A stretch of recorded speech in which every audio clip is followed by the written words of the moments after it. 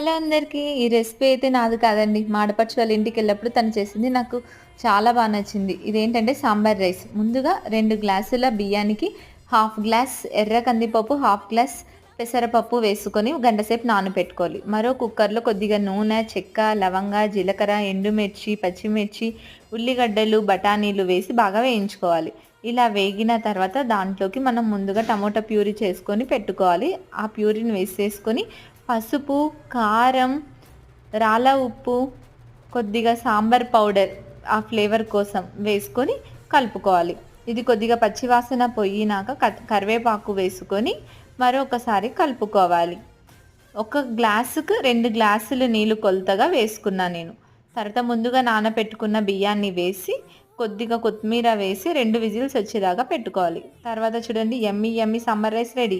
నా వీడియో నచ్చినట్లయితే లైక్ చేయండి, కామెంట్ చేయండి, షేర్ చేయండి, సబ్స్క్రైబ్